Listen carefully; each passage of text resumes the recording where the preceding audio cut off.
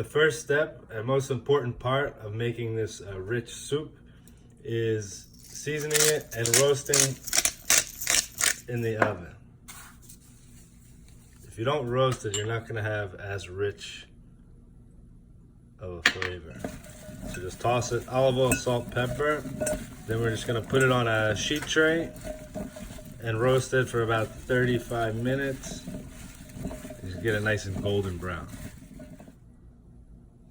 Okay, just dump your squash in the pan. Doesn't have to be perfect.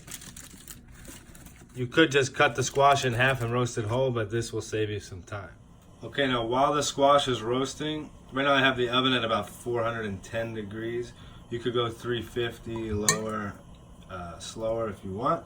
But while that's happening, we're gonna saute the onions and celery. So I've been sauteing the onions and celery for about 5 or 10 minutes. And I added a little water. You see I have that brown liquid. That is from the fond coming up. The fond is the natural sugar from the onion that sticks to the bottom, like you see here. The thing I love about these pans is that they're so thick that it catches the fond, but it doesn't burn. So you can let it go for 15-20 minutes and get a nice build up on the bottom before you deglaze with water. So I've been sauteing my onions for about 10 minutes. I'm going to cover with water, let it reduce, then we're going to add the squash as soon as it comes out of the oven.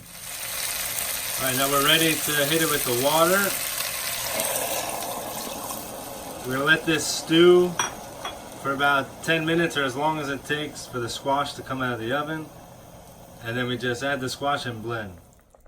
Okay, we're ready to add our roasted squash.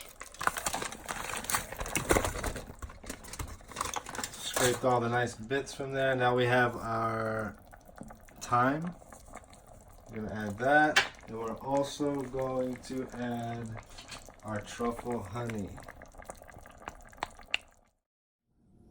So I know I'm always talking about my Vitamix, but here I'm actually going to show you why. So you have one whole butternut squash and just about an onion and a little celery. It's all going to fit in one, and this thing's going to puree it perfectly smooth. So all we're going to do is blend it and add a little bit of olive oil at the end, and it's ready to go. Start off slow, and then increase